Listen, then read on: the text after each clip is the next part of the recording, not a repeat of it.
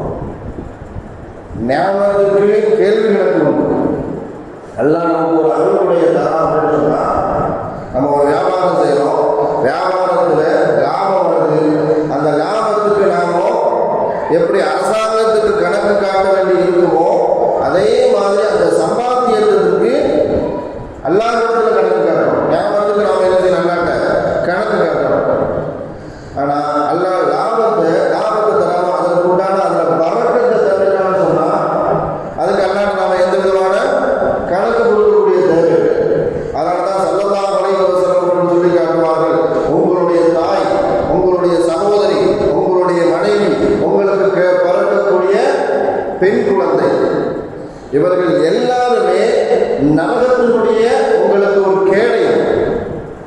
அதனாலதான் ஸல்லல்லாஹு அலைஹி வஸல்லம் சொன்னார்கள், 2 பொம்பளை பிள்ளைங்களை நீங்க சிறப்பாக வளர்த்து ஒழுக்கத்தோடு வளர்த்து நீங்க கண்ணியமான முறையில் நீங்க கல்யாணம் முடிச்சு கொடுத்தீங்க அப்படின்னு சொன்னா அவரும் நானும் இப்படி சொர்க்கத்தில் ஏற்படும் சொன்னாங்க.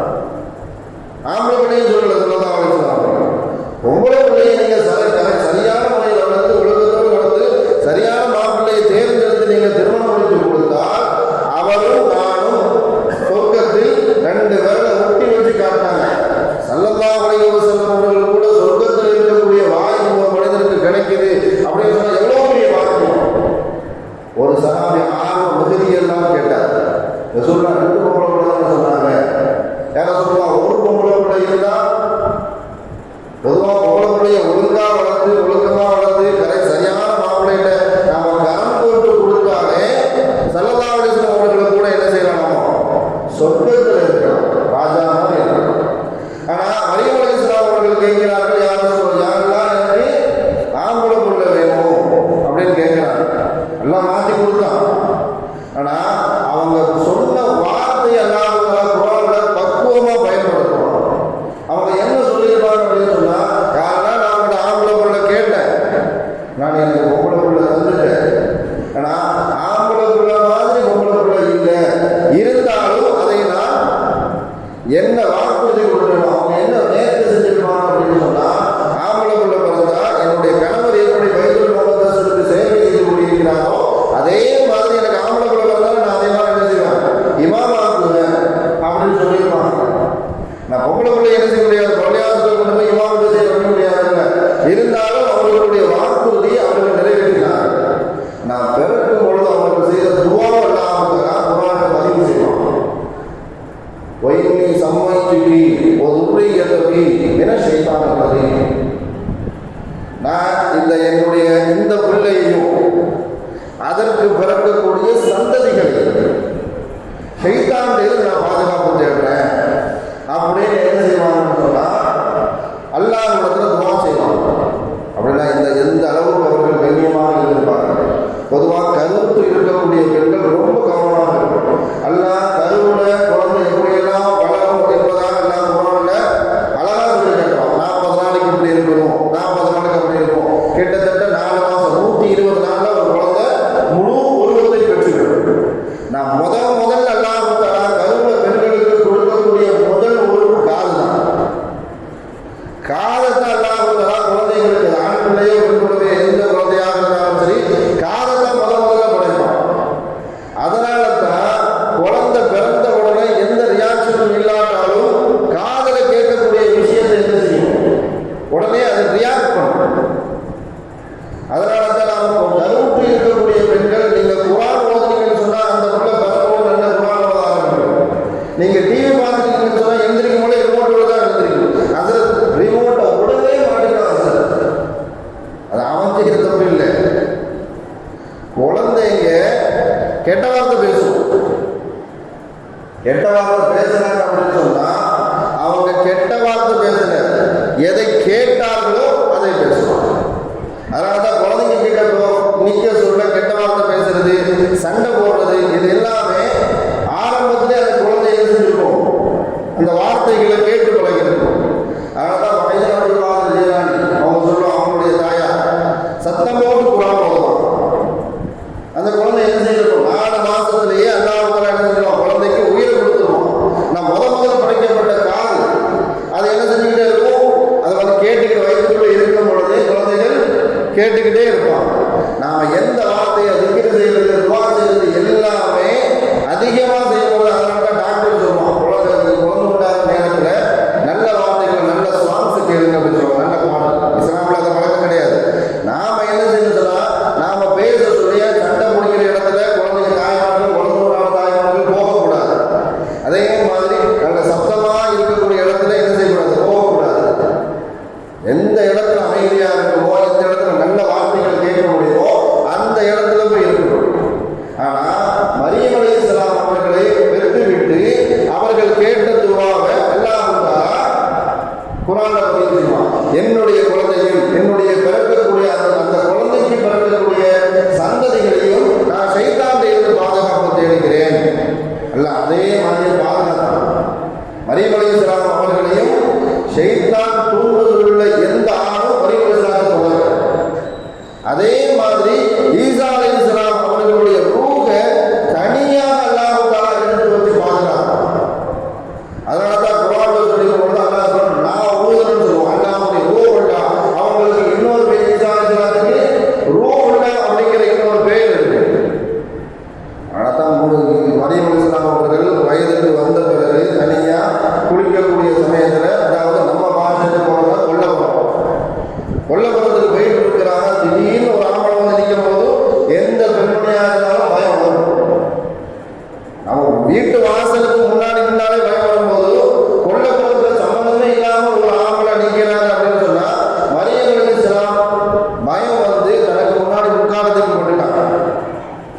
இல்லை, தலைக்கும் சேர்த்து முகத்துக்கும் சேர்த்து போட்டாங்க.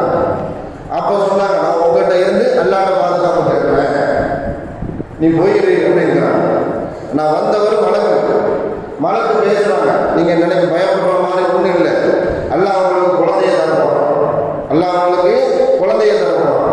அவங்க திரும்பி கேட்கிறாங்க, நான் கெட்ட பெண்மணி கிடையாது, நான் நன்னடத்தை உள்ள பத்தினித்தனமான பெண்மணி, நான் கெட்ட நடத்தை உள்ள பெண்மணி இல்லை, எனக்கு எப்படி குழந்தை வரும் அப்படின்னு கேட்கும் பொழுது அழகிய ஹையன் அந்த மலக்கு சொன்னது தான் அல்லாவும் சொல்லுவோம், அல்லாஹ் சொன்னதை தான் மலக்கும் சொன்னார். அழகிய ஹையன் இது அல்லாவுக்கு ரொம்ப லேசு. என்ன சொன்னா ஸல்லல்லாஹு அலைஹி வஸல்லம் சொல்லும் பொழுது உலகத்தில் பிறக்கக்கூடிய அனைத்து குழந்தைகளும் ஷைத்தானுடைய தீண்டுதல் இல்லாமல் எந்த குழந்தையும் பிறக்காது. ஆயிஷா நாயகி கேட்டாங்க, நீங்களுமா உங்களையும் ஷைத்தான் தீண்டானா? ஆமா, என்னையும் ஷைத்தான் தீண்டிருக்கிறான். ஆனால் 2 பேரை தவிர. இந்த 2 பேர் யாருன்னு சொன்னா மரியம் அலைஹிஸ்ஸலாம் அவர்களும் மரியம் அலைஹிஸ்ஸலாம் அவர்களுடைய மகனார் ஈசா அலைஹிஸ்ஸலாம் அவர்களும். அதான் ஒயின்னி சம்மைதுகி வதுர்ரியதகி மினஷ் ஷைத்தானிர் ரஜீம். இது யாருடைய துஆ சொன்னா அண்ணா ரலியல்லாஹு அவர்கள் மரியம் அலைஹிஸ்ஸலாம் அவர்களுக்காகவும் அவர்களுடைய சந்ததி ஈசா அலைஹிஸ்ஸலாம் அவர்களுக்காகவும் செய்ததுவா. மரியம் அலைஹிஸ்ஸலாம் அவர்கள் கருவுற்றார்கள், ஊருக்கு போனாங்க. அதை பற்றி அல்லாஹ் சொல்றது மரியம்ல தெளிவா பேசணும். யாரு அப்படின்னு கேட்கிறாங்க. இந்த காலகட்டத்திலே பலவிதமான பேச்சு, மூக்கு, கைது, காது எல்லாத்தையும் வந்து என்ன சொல்லுவாங்க, தனியாக யாரும் இல்லாத இடத்துல ஒரு ஆணும் பெண்ணும் பேசிட்டாங்கன்னு சொன்னா அவங்க 2 பேரும் அப்படியா இப்படியா என்ன நாம பார்க்கிறவங்களுக்கு என்ன கற்பனை சொல்றதோ இந்த கற்பனை வளர்த்த என்ன செஞ்சிருவாங்க, எப்படியெல்லாம் ஜோடிக்க முடியுமோ அப்படிலாம் ஜோடிச்சிருவாங்க. ஆனா மரியம் அலைஹிஸ்ஸலாம் அவர்கள் குழந்தையை பெற்றுட்டு ஊருக்குள்ள போகும்போது எல்லா கேள்வியும் கேட்டாங்க. அவங்க சொல்லும் போது சொல்லுவாங்க, நம்ம ஒரு பையனை திட்டதாக கேட்டா எவ்வளவு சேட்டை பண்றான், அவன் வாப்பா எவ்வளவு நல்லா மனசு தெரியுமாடா, வாப்பா மாதிரி இல்லையா, இருக்கிற இடம் தெரியாது. ஆனா மரியம் அலைஹிஸ்ஸலாம் இதே வார்த்தையை சொல்லிதான் கேட்டாங்க, உன்னுடைய பெற்றோர்கள் நல்லவர்கள், நீ ஏன் இப்படி ஆகிட்ட? ஒன்றும் பேசல. அல்லாஹ்வுடைய கட்டளை, நான் நோன்பு வச்சிருக்கேன்னு சொல்லியிருக்கு, நான் நோன்பு வச்சிருக்கிறேன், பேசாத நோன்பு வச்சிருக்கேன், மௌனம் அப்படின்னு சொல்லிட்டு அந்த குழந்தைய தொட்டில கொண்டு போய் போட்டு வந்ததை நான் பார்த்துக்கிறேன். அல்லாஹ் சொன்ன மாதிரியே செஞ்சாங்க. கேட்கும் போதெல்லாம் தொட்டில காட்டினாங்க, கூட கொஞ்சம் கருப்பாயிட்டாங்க. நான் உங்ககிட்ட கேட்டா குழந்தைய கேட்டா குழந்தை பேசவா இருக்கணும், குழந்தை பேசியது. எல்லாம் குர்ஆன் அழகா வந்து சொல்லுவாங்க. ஏன்னா குர்ஆன்ல மட்டும் இந்த வசனம் வரல அப்படின்னு சொன்னா கண்டிப்பா மனித புத்தை வச்சு நாம யோசிச்சு என்ன செஞ்சிருக்கோம், அந்த ஆயத்தை இல்லை ஹதீஸ்ல வந்திருந்தா கூட அந்த ஹதீஸ் லைஃப் அப்படின்னு போயிடும். எல்லாம் குர்ஆன்ல பதிவு செஞ்சுட்டான்.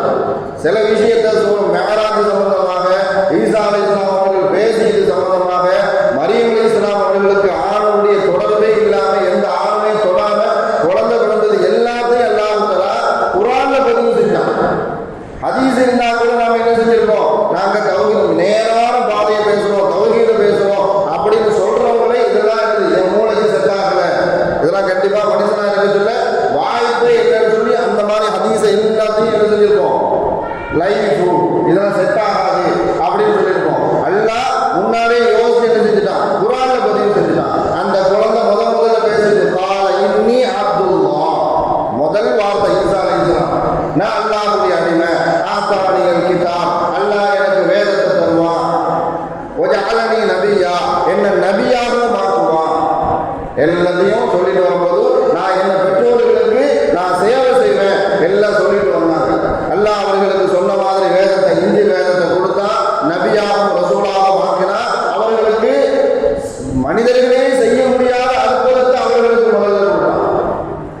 மண்ணில ஒரு பறவையினுடைய உருவத்தை செய்வாங்க, செஞ்சு விதிதனில்லா அல்லாஹ்வுடைய உத்தரவு கொண்டு நீ பற அப்படின்னு சொன்னா அதையும் செய்யும், பறக்கும்.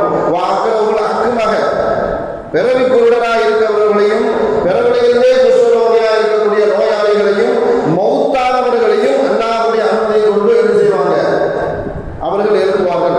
ஆரம்பத்தில் சொன்ன இதே வல்லமை, இதே ஆற்றலை தஜ்ஜாலுக்கும் அல்லாஹ் கொடுத்திருந்தான். ஆனா அவங்க சொன்ன வார்த்தை கால இன்னி அப்துல்லாஹ், நான் அவன் சொல்றது நான் தான் கடவுள்னு சொல்லுவோம். 2 பேருக்கு மத்தியில் வித்தியாசமே இதுதான். ஆனா இப்படிப்பட்டவர்களை அந்த காலகட்டத்தில்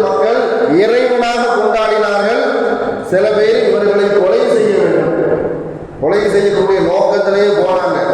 நாங்கள் கொலை செய்து விட்டோம் என்பதாக உலகத்துக்கு பிரகடனம் செஞ்சாங்க. ஈசா அலைஹிஸ்ஸலாத்தை கொலை செஞ்சு நாங்கள் சிலுவையில் அடைந்து விட்டோம் என்பதாக சொன்னதுக்கு அல்லாஹ் தஆலா மறுப்பும் தெரிவித்தார். ஒமா கதலுஹு ஒமா சலபுஹு, அவர்கள் கொலை செய்யவும் இல்லை, அவர்கள் சிலுவையில் அறையப்படவும் இல்லை. அல்லாஹ் தெளிவா சூரத்துல் மாயிதால பேசுவான். தெளிவா பேசிட்டு அல்லாஹ் தஆலா சொல்வான் அவர்கள் கொலை செய்ய. அப்ப என்ன ஆனாங்க அவங்க? ஃபர்ஃபஅஹுல்லாஹ், நான் அவர்களை உயர்த்தி விட்டேன். உயிரோடு அல்லாஹ் என்ன செஞ்சான்? அவர்கள் பிறந்தார்கள், உலகத்தில் வாழ்ந்தார்கள், மறுபடியும் வருவார்கள். யூதர்கள் சொல்ற மாதிரி அவர்களை கொலை செய்யல. அப்ப அந்த கொலை செய்யப்பட்ட மனிதர் யார்? அதற்கும் அல்லாஹ் தஆலா பதில் சொல்வான், வலாகின் ஷுபிஹ லஹும், அவரை மாதிரியே இருக்கிற ஒருவருக்கு நாம் உருவத்தை கொடுத்தோம். தெளிவா அல்லாஹ் தஆலா சொல்வான். எல்லாத்துக்கும் பதில். அப்ப யாரப்பா செத்து போனாங்க, யாரப்பா சிலுவையில் அறைஞ்சாங்க? சிலுவையில் அறைஞ்சது யார்? ஈசா நபி இல்லையா? இல்லவே இல்லை. எல்லாரும் சொல்லிட்டு இருப்பாங்க ஈசா அலைஹிஸ்ஸலாம் அவர்கள் சிலுவையில் அறையப்பட்டார்கள். ஒமா கதலுஹு, அவர் கொலை செய்யப்படவில்லை. ஒமா சலபுஹு, அவர் சிலுவையில் அறையப்படவில்லை. வலாகின் ஷுபிஹ லஹும், அவர்கள் கொன்றார்கள், சிலுவையில் அறைந்தார்கள். யாரை கொன்றார்கள், யாரை கொலை செய்தார்கள்? ஈசா அலைஹிஸ்ஸலாம் அவர்கள் மாதிரி. ஆனா இதுல பலவிதமான ரிவாயத்து வருது. என்ன ரிவாயத்துன்னு சொன்னா, ஈசா அலைஹிஸ்ஸலாம் அவர்களுடைய சீடர்கள், அவர்களுக்கு உதவி செய்யக்கூடிய சில மனிதர்கள் இருந்தார்கள். அவர்களுக்கு அல்லாஹ் தஆலா ஒருவருக்கு ஈசா அலைஹிஸ்ஸலாம் அவர்களுடைய உருவத்தை கொடுத்தான் என்ற ரிவாயத். இன்னொரு ரிவாயத் என்னன்னு சொன்னா, ஈசா அலைஹிஸ்ஸலாம் அவர்கள் எங்க போய் மறைந்து இருந்தார்களோ, மறைந்து இருக்கக்கூடிய சமயத்துல யார் தேடி போனார்களோ, ஈசா அலைஹிஸ்ஸலாம் எப்படியாவது பிடிச்சு கொண்டு வந்து கொலை செஞ்சு சிலுவையில் அறைந்து விட வேண்டும் என்று யார் நினைத்து உள்ள போனார்களோ அவர்களில் ஒருவருக்கு அல்லாஹ் தஆலா ஈசா அலைஹிஸ்ஸலாம் அவர்களுடைய உருவத்தை கொடுத்து விட்டான் என்பதாக பலவிதமான ரிவாயத் இருக்குது. ஆனா ஒரே ஒரு விஷயம் அல்லாஹ் குர்ஆன்ல தெளிவா சொல்லிட்டான், ஈசா அலைஹிஸ்ஸலாம் அவர்கள் கொல்லப்படவில்லை, சிலுவையில் அறையப்படவும் இல்லை, அவரை போன்ற ஒருவருக்கு அல்லாஹ் தஆலா உருவத்தை கொடுத்து விட்டான். இதுதான் அல்லாஹ் குர்ஆனில் தெளிவாக சொல்லக்கூடிய ஸ்டேட்மெண்ட். இதுல எந்த விதமான மாற்று கருத்தும் இல்லை. இன்ஷா அல்லாஹ் அவர்கள் கியாமத்தில் அருகாமையில் வருவார்கள். வந்து என்ன செய்வார்கள், தஜ்ஜாலுடைய நிலைமை என்ன ஆகும் என்பதை குறித்து இன்ஷா அல்லாஹ் நாளை உலகிலே தெரிந்து கொள்வோம். இன்னைக்கு திக்கிட்டு போயிடுவோம். அபூ தல்ஹா ரலியல்லாஹு தஆலா அவர்கள் ஒரு திக்ரை கற்றுத் தருவார்கள். ஸல்லல்லாஹு அலைஹி வஸல்லம் அவர்கள் சொன்னதாக, சுப்ஹானல்லாஹி வ பிஹம்திஹி, சுப்ஹானல்லாஹி வ பிஹம்திஹி. இந்த திக்ரை யார் ஒரு தடவை சொன்னார், அவருக்கு அல்லாஹ் தஆலா 1240 நன்மைகள் அல்லாஹ் தஆலா கொடுப்பான். 10 தடவை சொல்லிட்டேன்னு சொன்னா 12,400. இதே நாம 100 தடவை சொல்லிட்டோம்னு சொன்னா 1,24,000. தஸ்பீஹ உட்கார்ந்து நாம போற வழியில இந்த முடிச்சுட்டு போற வழியில என்ன செஞ்சிடலாம், சுப்ஹானல்லாஹ் வ பிஹம்திஹி, சுப்ஹானல்லாஹ் வ பிஹம்திஹி அப்படின்னு சொல்லிட்டு போகும்போது வீட்டுக்கு போகிறதுக்கு முன்னாடி இன்ஷா அல்லாஹ் 1,24,000 நன்மை நம்ம அக்கௌண்ட்ல போய் சேர்ந்துடும். இன்ஷா அல்லாஹ் சொல்லி கொடுக்கிற தஸ்பீஹ ரமலானுக்கு மாத்திரம் இல்லை, ரமலானுக்கு பின்னாடி உள்ள காலகட்டத்திலும், சுபூவுக்கு பின்னாடி, அசருக்கு பின்னாடி, அல்லது நமக்கு எப்பயெல்லாம் ஓய்வு கிடைக்குமோ, நம்மளுக்கு ஓய்வுங்கிறது படுக்கிறது இல்லை. சும்மா இருக்கிற நேரத்துல நம்ம வாய் அல்லது நம்மளுடைய உள்ளம் சும்மா இருக்கிற நேரத்துல இன்ஷா அல்லாஹ் தஸ்பீஹ் செய்து பழகுறதுன்னு சொன்னா அதே மாதிரி நிம்மதியான விஷயம் எதுவுமே இருக்காது. இன்ஷா அல்லாஹ் நம்ம எப்படி இந்த காலகட்டத்தில் ரமலான் மாதத்துல பக்குவமாட்டு அல்லாஹ்வின் பக்கம் நெருவதற்கு நாம முயற்சி செய்கிறோமோ, ரமலானுக்கு பின்னாடியும் இதே தொடர்புடைய இருக்கிறதுக்கு அல்லாஹ் தஆலா நம் அனைவருக்கும் நசீபை தந்தருள் புரிவானாக என்று கூறி இந்த வார்த்தையை நோக்கு செய்கிறேன். வாஹிரு தஅவானா அல்ஹம்துலில்லாஹி ரப்பில் ஆலமீன். அஸ்ஸலாமு அலைக்கும்.